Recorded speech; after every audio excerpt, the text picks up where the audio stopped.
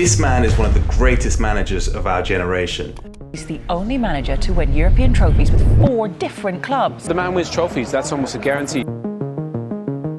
Jose Mourinho is a self-proclaimed special one. I'm European champion, so I'm not one of the bottle. A serial winner who would win trophies at every single club he managed, except for one. Welcome to Tottenham. Welcome back to the Premier League. Great to have you back. Thank you. Thanks so much. In 2019, Jose Mourinho joined Spurs. He'd recently taken some time off following his departures from Chelsea and Manchester United.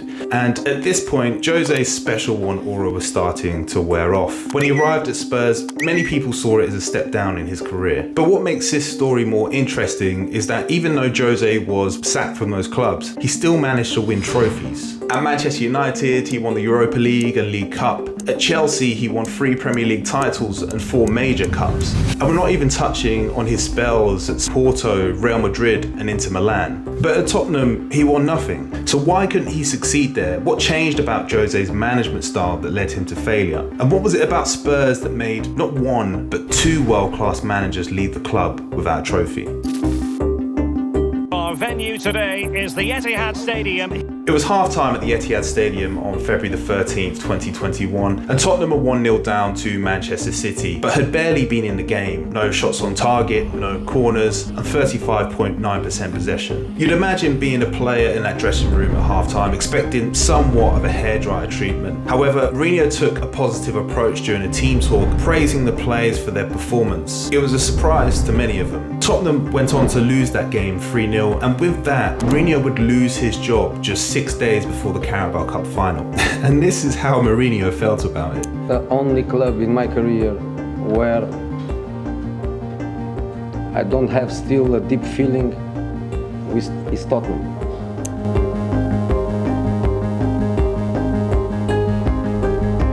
He was leaving a job trophyless for the first time in 19 years. Now, winning a trophy at Spurs isn't easy. Their last major trophy was in 2008, and Daniel Levy, the owner of the club, can't seem to make the right decisions, despite telling the All or Nothing documentary makers, there are, in my mind, 2 top coaches in the world. One of them is at another Premier League club, and the other one is Jose. Ironically, it left only one other coach capable of bringing silverware to the club. And Daniel Levy wasn't the only person to praise Jose Mourinho's appointment.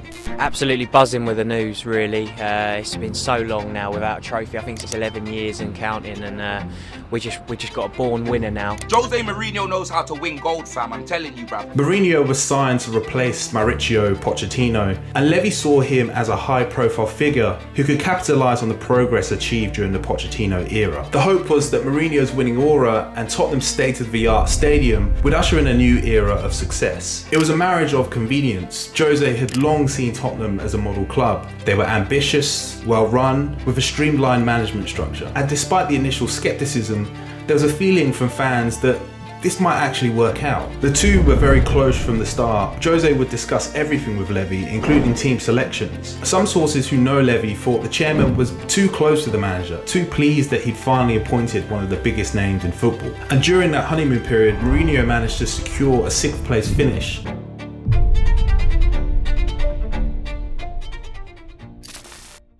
Although there was an initial sense of discipline in the defence, the reality of Mourinho's methods became apparent, and it didn't take long for the Tottenham players to dream of the days of Pochettino. Under Poch, the team had a clear philosophy of play, narrow pressing, fluid attacking, and dynamic wing play. However, under Mourinho, that went out the window. Are they trying to play long? Are they trying to play out from the back? Are they playing 3-5-2? Are they playing 4-2-3-1? You know, whatever they're trying to do is they're trying to find a way to win, and they can't get it. His approach was to tailor tactics for every opponent, leaving some players needing clarification on their roles. The tactics were rigid, and Spurs played on the counter-attack, a negative playing style for a team challenging for the top 4. But it isn't unexpected from a Mourinho team. At Chelsea, he often used a 4-3-3 formation with a solid back line and midfield, and relied on quick transitions to create scoring opportunities. His tactics evolved into a more possession-based approach as he moved to Inter Milan and Real Madrid. He employed a 4-2-3-1 formation with midfielders who were comfortable on the ball and can dictate the game's tempo. This approach helped him win the Champions League with Inter Milan in 2010. Generally speaking, he's always been a coach who likes to adapt his tactics depending on the players that he has at the club and the opposition in front of him. However, the Premier League was starting to evolve with the rise of newer managers like Pep Guardiola and Jurgen Klopp.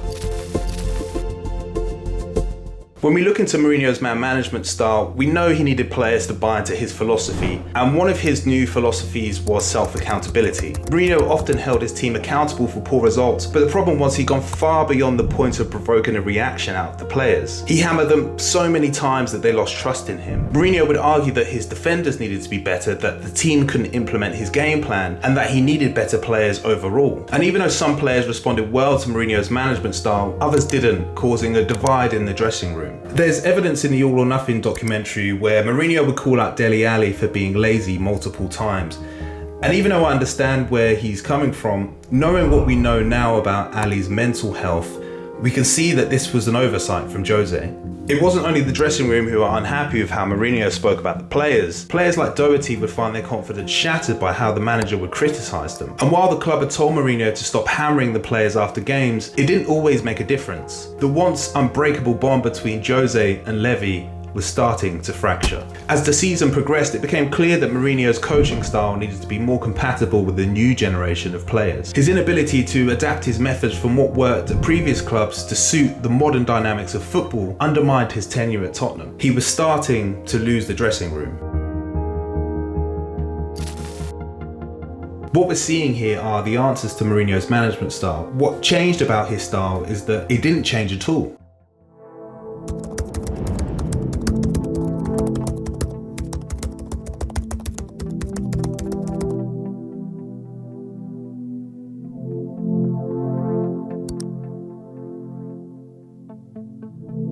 We had a change in strategy, and the strategy was, let's bring in a trophy manager, and we did it twice.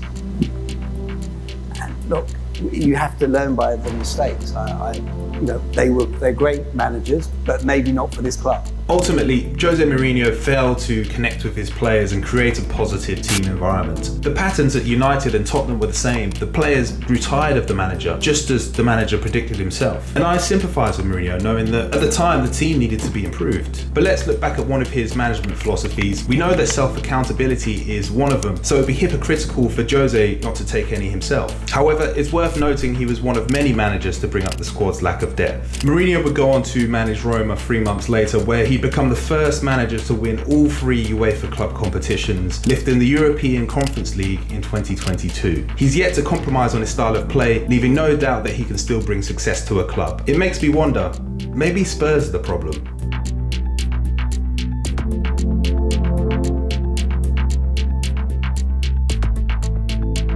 Hi guys, I appreciate you've made it this far in the video. If you would like me to continue these style of videos, please leave some topics in the comments that you would like to hear more about. This is the first time that I've done this, so hopefully I'll see you again.